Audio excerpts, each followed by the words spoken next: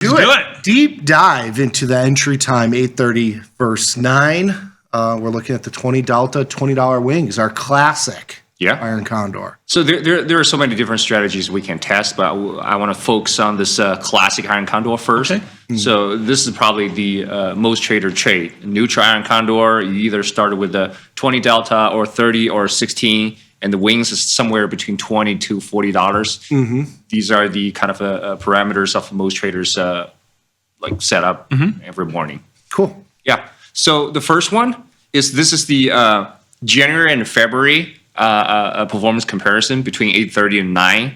So I'm going to use the same theme color all through this presentation. Okay. This blue color is 8:30. Grayish color is 9.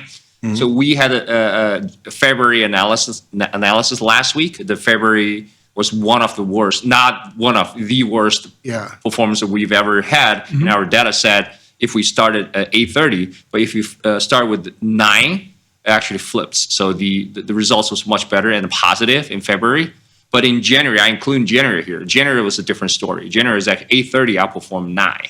Wow. Okay. So this comes to the next natural question is, so which one is better over the long term? Which one should you choose? Not only looking at the recent like a 1 month or a couple of weeks performance. And I think if I remember correctly from last week, looking back at a year's worth of data, it's pretty negligible across the board in terms of like the 8:30 versus 9.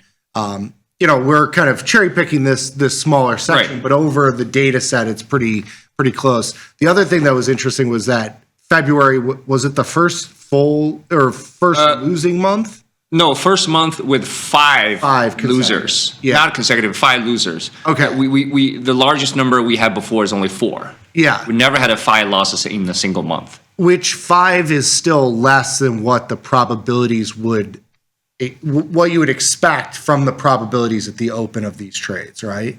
Theoretical is still better. Yeah, theoretical. The average, right? Yeah, the theoretical probability would be that you'd have like 7 or 8 losers every month, right? It'd be like I think it's on par with the theoretical value because we don't have. Last month was. Other months have outperformed. Of course. Meaning like 0-day trading has been better than what the probabilities would suggest. Of course, yeah. On an entry over the duration of our study of this sort of trading. Yeah, Just to keep that into context, like the 0-day, besides last month, has been a lot better than what you would expect if I just told you the probabilities.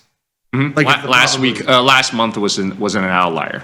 Yeah, was an outlier, but we still the probability is consistent with the theoretical value, but the P&L is lower. Okay. Yeah. You say last month was an outlier. That's why you get the pricing you get because there are outliers. Yeah.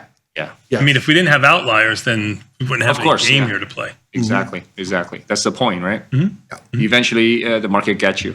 Yep. So this is the second slide is what you're looking at last week. This is actually the long-term average performance with all data. So the median average P&L slightly higher for 8:30. Median P&L very close on $10 difference. I think average P&L is kind of skewed by the large losses. Average is $32 versus $25 for these two strategy. But medium, you should expect somewhere between $100 to $150 if you can manage it somewhere between 25 to 50%. Win rate is almost identical, 89% for both, and largest loss $100 for larger loss is negligible, right? It's not a big difference. So long-term average performance very close to each other.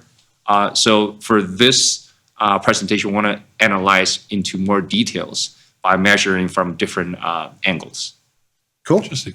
All right. So next one is the percentage we can hit the profit target, which is 25% in these strategies. So we don't manage downside losses in these two strategies. Hold to expiration, let expire if we never hit 25%. So pretty much 88.2 or 0.3% of both the strategy hit 25% profit targets, almost identical. For the holding to expiration, roughly we have 12%, less than 12% in both cases. In these 12%, only 0.6 and 1.3% that were not being able to manage at 25% turn to positive if you hold through expiration, which means if you're not able to manage 25%, the chances those trades turn to positive is very small. Wow. It's probably of the losers. So is it 1% of the 1% of the occurrences, but the percentage of the losses are like 10 or 12%. 12%, yeah. So of the losing trades, about 10%. Yeah, 1 to 10. Yeah, 1 to 10 ratio. 10% of them come back. Right, exactly. That's my point is 10%, right? Okay, got it. But think about it. For a short premium strategy, if your trades or SPX can come back into the range, even tiny, getting closer to expiration time, you immediately see 25 or 50% profit. Because it could move so quickly. Yeah, so you should be able to manage that if you hold very close to expiration. So that's why if you cannot see that, it's pretty much a loss. Those 1% probably happen in the last 1 or 2 minutes. Got it. Right, we see those events happening in the last 5 minutes. Actually, jump all the way back within the range. So yeah, if you couldn't manage them, pretty much it's a loser. And you could, if you were doing a study like today on this, you could actually price everything to oil today, because as oil moves higher, the market's been going lower, and as oil goes lower, market's been trying to catch a little bit of a bid. Even the S&P is down 81 as oil's trading under 101 right now. It's over 103. Even the S&Ps were down 95. Yeah, I don't know if that's just something new that's going to be going on, but for the short term, oil's going to wag the tail of the market. It seems like we just saw that with gold and silver though too, because they were kind of when they were going nuts. Which is the least. I think it's just I'll put it in English this time, which is the hardest market for me to trade. Like when some other market influences the natural movement of what I see every day that I've been watching the market, it makes it really hard to trade because I don't understand why things are happening with it. Because I believe I know which direction it's going in the next 5 minutes. Do you know what I'm saying? Yeah, of course. Even though I'm wrong, 50% of the time, I think I know. But now I have something to blame it on, which is oil. The market always needs a story, right? Yep. Always. Yep. Either gold or crude oil. Yep. So next one. Now let's dig a little bit deeper into the large losses, because the risk side is a lot more zero DT traders care about, right? The profitability, we already showed the numbers so many times, but for the large losses, so I categorize them into 4 different levels. Kind of small to medium, negative $200 to $500, 5 to 1,000, 1,000 to 1,500, and above 1,500 pretty much is a full loss. Yeah, full loss. Sure. Close. So you can see all these four categories, both are very, very close, pretty much the same. So the total percentage of these large losses is 8.7 versus 8.5%. So there are only 3 occurrences difference in the past in all data that we have. So total 3 difference, and these percentage in each category is very small. So that's over 3 years. Over 3 years. Yeah. So you literally can think for every different loss category, 830 and 9, you should expect almost the same results, right, for the losses. Cool. Don't worry if you lose more in the 830 in some early sessions. If you trade 9, you're going to see those some days, some other days. Some other days. So it makes no difference, really, is what you're saying. From so far, yes. Yeah. Okay. So next slide. So this is interesting. So I break down into weekdays from Monday to Friday. So you can see there are some deviations from what we saw. Monday to Thursday, 8:30 performs a little bit better. Friday, entry time at 9 is actually performing better. Probably because Friday we have some job non-farm numbers come out or whatever. So that's an interesting take. Yeah, it's interesting. I think many traders that worry about trading between 8:30 to 9 is probably because of the volatility in the first 30 minutes. And my assumption is probably because a lot of macroeconomic news announced between 7:30 to 8:45. 9:15 ish. Yeah. So I probably next study, not the very next one, but in the futures, I'm going to do excluding the like a 3-star or very important macroeconomics Like announcing taking days. employment reports, Yeah. PPI or something. If I include, like get rid of those days to see if the performance of 830 is better or there's no difference.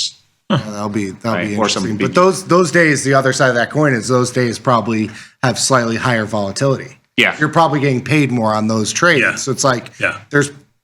that'll be an interesting. So today is a perfect opposite example, right? There's no macroeconomics announcement or events today. The market is actually open much lower, volatility is higher, but you still make money in the first 30 minutes, even though the market dropped like 25 to 35 points. My assumption, but I haven't tested. Yeah. But I can see. Okay, so next one.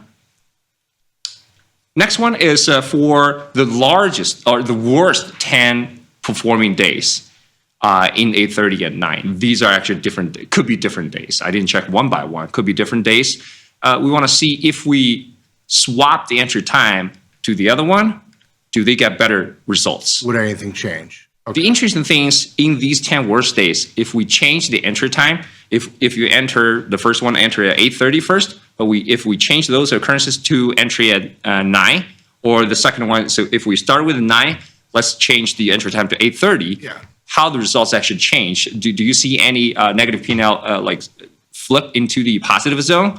The answer is yes. There are 6 out of 10 of both of these times actually flip to the opposite with a positive P&L.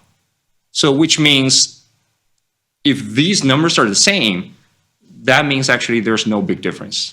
If you change your time, you still see the same number of occurrences jump into the positive zone. It's not like you do better. It's not like an 8 versus 4 Right. or a 7 versus 3. And that's probably because the big losing days are tail type. Like you don't have the bounce back. It goes one direction, Right, or they're in different days. or they're different. They could be in a very different days. Okay. Right, so you probably, some of the large losses you caught up in the 8:30 entry, when you enter in a 9, it's actually a different day. You actually become total profitable in 9. They're not even the peer here. Oh, So because you actually can like take 2 different paths. because you get the big move at 8:30, and then at 9 you kind of sit in that spot. Like there's no, like the move has already materialized. Right. What you're saying. So it could be probably not even show in these worst 10 days. So like I said last time, if you want to enter at 8:30 to 9, I think that's your personal choice after seeing these results very close, but probably going to take different Routes. Yeah. Yeah, you're going to see the different, how the P&L changes. Okay. Interesting. Yeah. Next one. This is if we chop this 6.5 hour trading into every 30 minutes an hour, we want to see the average P&L per hour and also the trading duration. So this is the distribution of trading duration. I also have another chart of the average P&L per hour. I don't want to show too much. So this is the duration. You can see the duration is it's a slightly shorter for 8:30 because the first 30 minutes the premium actually drop really fast if there like no big events happen in the first 30 minutes. Afterwards, the results are very close. So overall, there's no much difference between 8:30 and 9, probably only 30 minutes as we expected. Yeah. But look at the P&L. The average P&L at 8:30 entry is 140. If you enter 30 minutes later, it's 135, 134, whatever. So it's small. it's small, yeah. Same, $5 difference for each hour. So average hours, no big difference. Yeah. Yeah, so the distribution is very close. The average P&L per hour is very close. So I don't think you need to worry too much about the entry time for Iron Condor. Okay. Yeah. So we have no worries. No worries. Just put it on, you're saying? You can choose either one. Yeah. For neutral strategies, yeah. Yeah. So this is the kind of a master. Managing is the key here. 25% management. Yeah, that's that. I mean, I think that's more important than the than the the time exact that you time. put in. Good question. I didn't test without management to see if the performance are very close to each other. That's what we should. Probably could be very different. Yeah. Yeah, I would. This management actually control these two entry time very closely. Yeah, because you're out of a lot of the Yep. most of those Right, right. occurrences. You're probably out of within the 30-minute period of each other. Like there's probably not if them 25% management. If you start at 8 o'clock, might be at 10 a.m. and the 9 o'clock would be at 10:30. Like it's Right. probably the same kind of spot. Right. I probably can test that to see if without management is the performance is going to be very different. I think this will be very interesting. Cool. So this is kind of a master slides, including every single occurrences. So the green dots clustered over there are all profit trades for the same day. So 83% of the occurrences are winners and they share the same day. So these are the same days they're able to manage at 25%. So the blue and yellow one are the different winners, but they win in different days. But the percentage are the same. Percentage are both 4.8%. And for losing days, different losing days are these red dots, but they are kind of mirror each other. Yeah. The percentage 6.1 to 6.5%, they lose in the different days. So 6.1, 16.5%, so it's also very, very close. So in majority of days, they win on the same days, but for 6% of time, they probably lose in different days. But the percentage is the same, and you can see the P&L very close. We already see it. Yeah. The losing trades might not necessarily be the same day, but it's the same amount of losing. Very close, yeah. We So saw it's- the one day you might look at it and be like, oh, I should have waited until 9. You're going to have a losing day where it would have been better if you did it at 8:30. Of course. Like it's basically telling you that the losses are going to even out. right. Whole strategy. So many times we want to hit our face, oh, why shouldn't I just wait 30 minutes? But it's the same next day, you probably should You're enter like, it. I shouldn't have waited the 30 minutes. Right. Yes.